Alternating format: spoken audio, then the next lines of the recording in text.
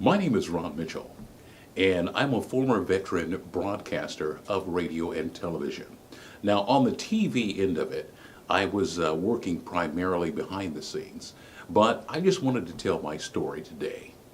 I started out when I was about 14 years old, and my voice kind of dropped down. And I don't want to go back as many years, okay, 40 years ago, because right now I'm 55.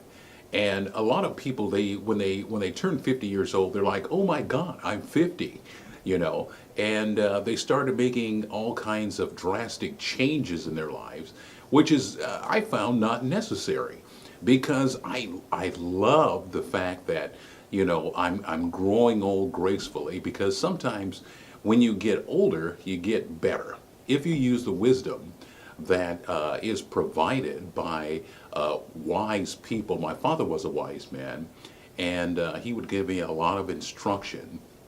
Some of it, when you're growing up, you don't take, and some of it you do.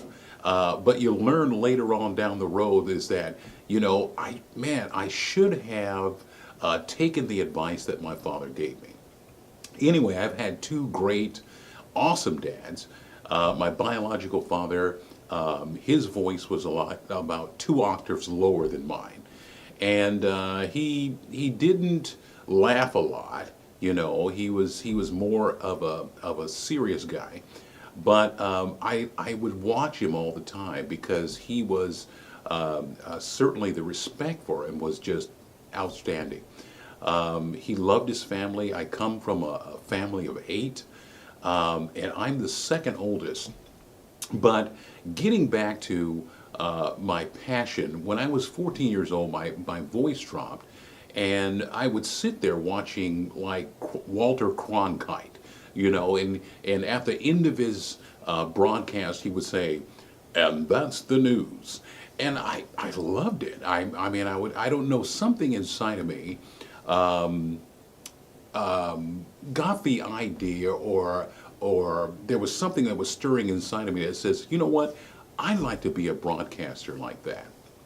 And years would pass, and my voice developed to where I actually sounded like a broadcaster. And my teachers would tell me, they said, well, I think that you should go into radio. And I'm like, wow, that's a good idea. But I didn't really realize my dream until I was right around like 18, 19 years old. And the passion in that thing began to stir up in me that I really wanted to do radio. I really wanted to do radio. And my ultimate goal was to be the best news anchor on TV. That was my goal. And I really wanted to shoot towards this goal.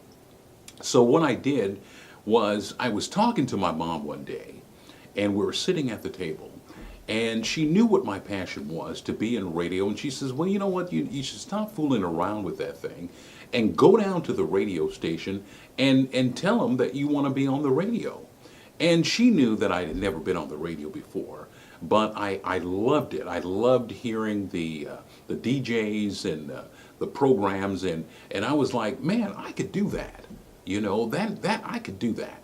And so I went down to a little station in McMinnville, a little small station, and I went in and I talked to the guy. Now, usually when you're stepping outside of the boat, you're a little bit intimidated because you don't know how to really approach that thing. But I decided that, what, this is something that I'm going to do. What are they going to tell me? The worst that they can tell me is no. So I went in there and I was talking to the guy, and he was on the phone talking to another guy. And he says, hey, look, I found my 6 to midnight guy. And when he got off the phone, he said, you know what, I'm going to put you on. You're going to work from 6 to midnight at this radio station. And I was like, wow, this is exciting. I mean, I was realizing the dream. I had taken the first step in realizing the dream that I had for many, many years. And this is the crazy thing, is that he told me to come in the next day. And I'm like, wow, I've never been in a radio station. I don't know how to do a program. And, do the music and all of that. I just have the voice. And so that's what, pretty much I depended on was, okay, you got the voice, but you don't have the actual skill to do what you needed to do. And I got fearful. I really did. I was sitting there and the DJ was on the air and he was about to get off. So he put on a long song. And when he put on that long song, I was thinking to myself, I broke out into a cold sweat, and this fear came over me and said, wow, what the heck are you going to do? Because you're about to sit behind that booth, and you're going to mess up because you've never done this before. And so one thing I did was I began to pray. I'm like, God, help me. What am I going to do? I'm going to fail at this thing. And it's my first chance at it, and would I get another chance? And I wanted to be good, and I wanted to really do this thing. And so I sat there. I'm sitting there sweating because I don't know what to do. And the song is playing down. And lo and behold, the janitor comes in, the guy that cleans up the place, and he's standing over me, and he says, you're about to go on the air. And I'm like, yeah. He says, well, have you picked your music? Do you know how to read the program? And I'm like, no, I don't know any of this. He just told me I'm on from 6 to midnight. And he says, he looks at me kind of strange. He said, come on, I'll show you what to do. The guy walks me into the music room, and he brings a program with him, and he says, you got to pick out your music because you're going to have to play this at this particular time, that particular time. You're going to have to do your commercials, and here's your commercial spots. And then at that particular time, they had him on an 8-track tape, and I know I'm dating myself, but this was the analog world. This wasn't even the digital world yet, and so he helped me pick out all my commercials and all of that kind of thing like this. And the guy sat with me. He sat with me through the whole program. And he continued to do that for 2 weeks. And I began to I look for him every day because I'm like, okay, this guy is my motivation, and I'm going to be able to do this thing as long as he's standing there. Well, after 2 weeks, he was gone. I walked in there, and the other DJ was coming out, and I'm walking to do my shift, and he's not there anymore. But you know what? At that point, I realized, you know what? You've been doing this for 2 weeks. You are a DJ. You are a broadcaster. And so you need to broadcast. And from that point on, it was heaven to me. Because I'm living my dream. I'm living this passion. And I went on to a major radio station in Portland, KXL News 750. And I worked with some very heavy hitters there. And I was so glad to be there. I didn't get on the air when I was there, but I wanted to.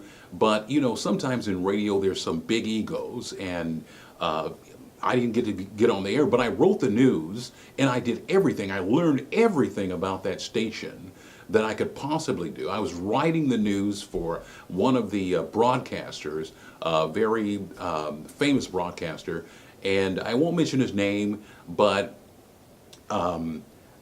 there was some things that I was looking at that I was very impressed with, and I said, you know what, this is my thing. I want to be on the air. I was a talk show coordinator over there. They let me do everything except be on the air. And that's what I wanted to do. So I was there for about 4 years. And then I said, you know what, if I can't be on the air, I'm going to find a place that I can be on the air. And I did. I found several different stations that I was able to get on. One of them was a jazz station, and I found that, I had somewhat of a jazz voice. I could break it down at night and do smooth jazz, on cool radio. And that was the thing for me. I just loved being on the air. And I should have stayed in radio. I really did. I did television with TBN, Channel 12. I did, camera operations and things like that. But my passion was, as I said, I'm going to be that great newscaster. And, a buddy of mine came to me and said, you know what, you'd be great in sales. This is after I've been into radio and television for like 18 years.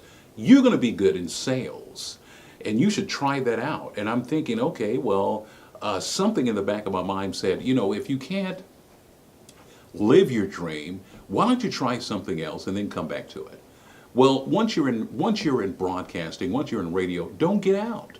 It's a bug. It gets a hold of you, and you just can't get rid of it. You're always going to be a broadcaster. You're always going to sound like a broadcaster. What are you going to do?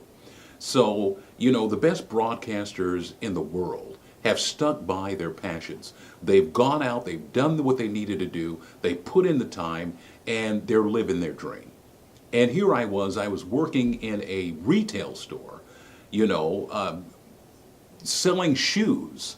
And I was good at it. I was really good at sales, and he was right. But then, after a while, I'm thinking, this is not what I wanted to do. I wanted to get back in radio and do that. I went back to school, went to National Broadcasting School, and some other schools and whatever like that, just to keep my, keep my learning curve up. But I, for some reason, when the door shuts, it shuts.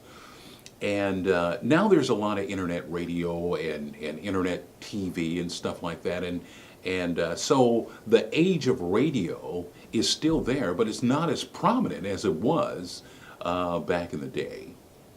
And here I am, I'm still having that passion, having that dream that I wanted to be a broadcaster. So that's why I decided I'm going to make this video, and I'm going to say, hey, I'm a broadcaster. I'm a professional broadcaster, and that's what I want to do. I want to get back on the air. And so if this video gets to the right person, I was watching Ted Williams, the homeless guy. And he was discovered because he was standing on the side of a highway, holding up a sign, and says, "Man, I've fallen on bad times, and I'm a good voiceover, a broadcasting guy."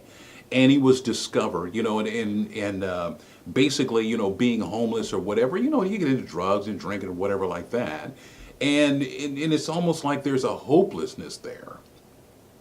But Ted went on to do commercials for Kraft's macaroni and cheese. Ted's voice sounded great. It really did. And I listened to him, and I was like, wow, I can do that. I can do that. I'm not a homeless guy, but I have the voice that I can do the same kind of broadcasting, the same kind of commercials, and be as good or better. Now, why can I do that? Because I'm not standing on the edge of a highway holding up a sign? No, I have the talent and the abilities to reach out in other ways, and that's video or voiceovers or something. You see, you can't get discovered if you're not out there. And so I wanted to be out there. And I'm making this plea. I'm saying, hey, I want to be a broadcaster. I want to get back into radio.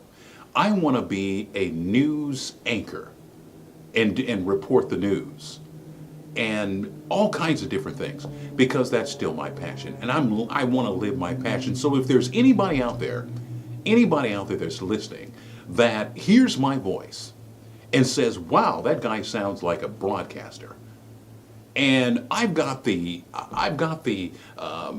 connections, I've got the networking, I can get this guy on, then please give me a call, because I'm waiting for that call.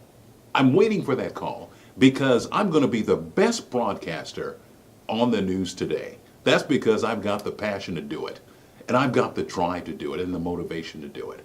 So thank you for listening.